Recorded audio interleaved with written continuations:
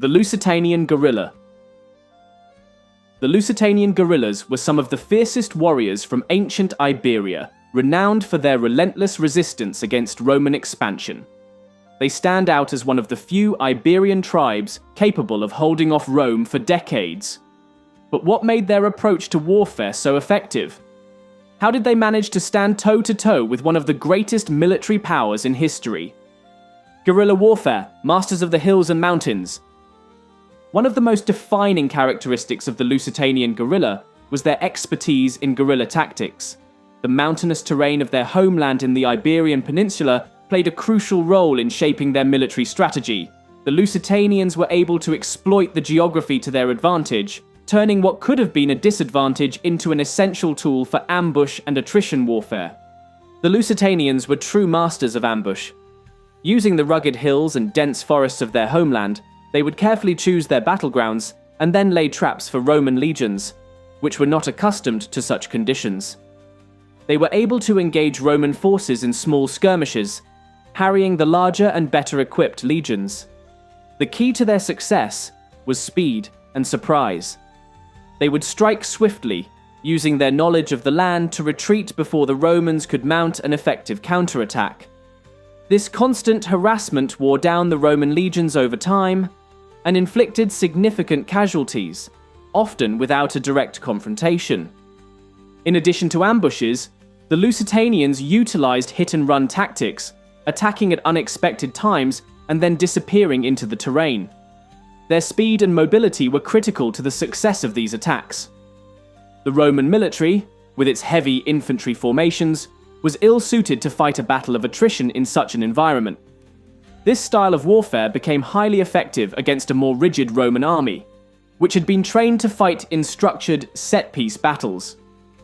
The Lusitanians were also highly skilled in skirmishing, making effective use of javelins to disrupt enemy formations before moving in for close combat. These light infantry were experts at harassing and disorganizing the Romans, often throwing javelins at the enemy's lines to create openings or cause confusion.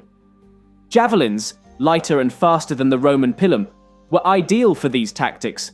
The javelin's speed and accuracy, combined with the ability of the Lusitanians to use the terrain to their advantage, made them highly effective at softening up Roman legions. Once the Roman formations were disarrayed, the Lusitanians would close in quickly, transitioning from ranged attacks to close-quarters combat. Their agility allowed them to move in and out of battle, striking with devastating speed and retreating just as swiftly. This adaptability in combat, moving between skirmishing and direct fighting, allowed the Lusitanians to remain unpredictable and difficult to counter. Another hallmark of Lusitanian warfare was their adaptability. The Lusitanians could quickly adjust their tactics based on the situation at hand. Whether fighting in the rough mountains or on open plains, they could modify their approach to suit the terrain and the strengths and weaknesses of their enemy. This versatility made them a difficult opponent for the Romans, who had a much more rigid approach to combat. On open terrain, the Lusitanians would often engage in fast-moving skirmishes, using their javelins to disorganize and distract the Roman legions.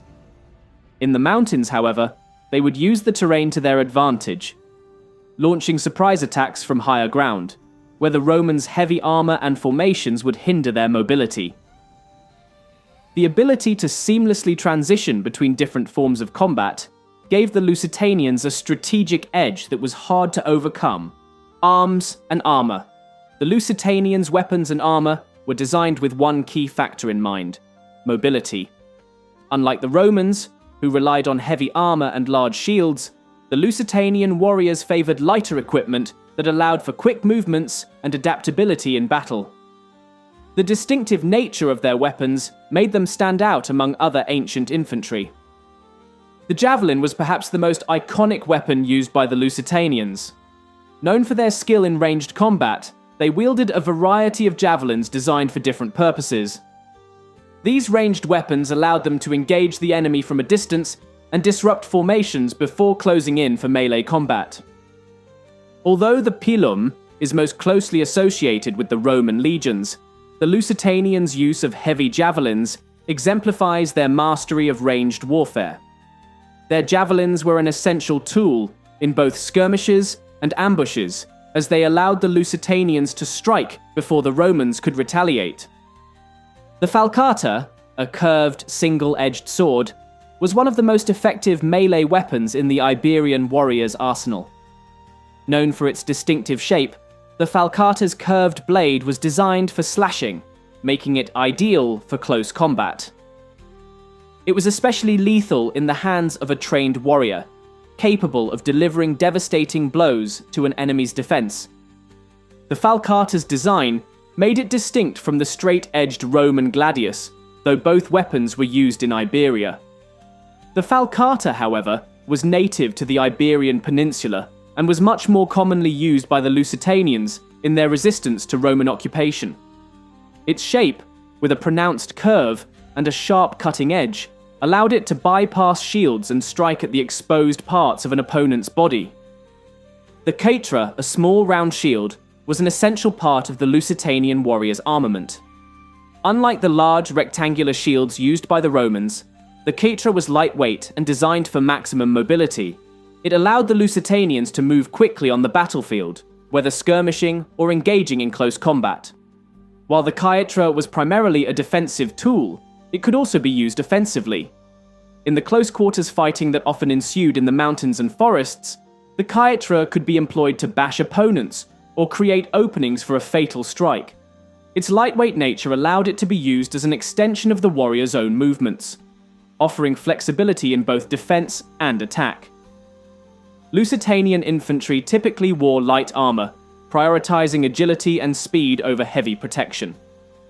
Their armor often consisted of leather, which provided some defense while allowing for greater freedom of movement. Some warriors also wore small bronze breastplates, but this was not universally used.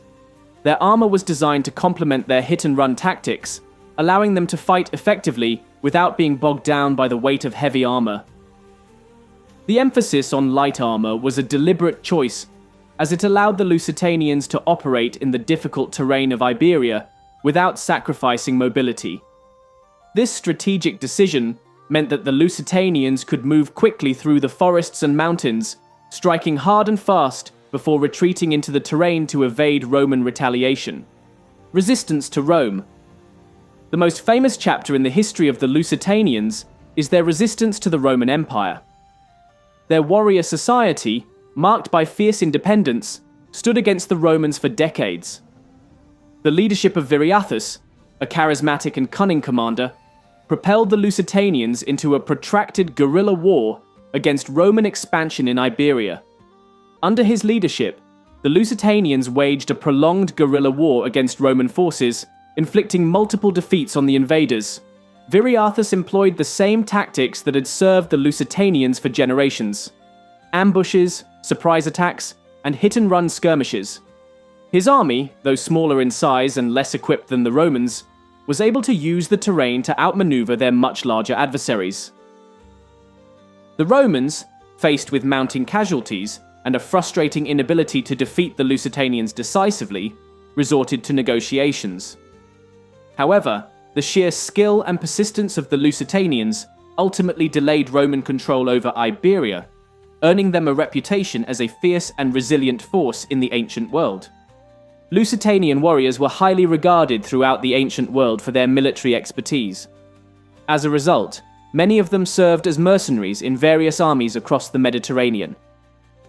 Their reputation as skilled fighters, particularly in light infantry tactics, made them valuable assets to both Greek and Carthaginian forces. Serving as mercenaries also allowed the Lusitanians to spread their military techniques to other cultures, influencing the tactics of armies beyond Iberia. This reputation as warriors was not limited to their resistance to Rome. It reflected their broader role as respected fighters in the ancient world. Conclusion. The Lusitanian warrior remains a powerful symbol of resistance and adaptability. Their mastery of guerrilla warfare, coupled with their skill in ranged and close combat, made them formidable opponents for the Roman legions. Their use of light weapons and armor, combined with their deep knowledge of the Iberian landscape, allowed them to strike with precision and retreat before retaliation.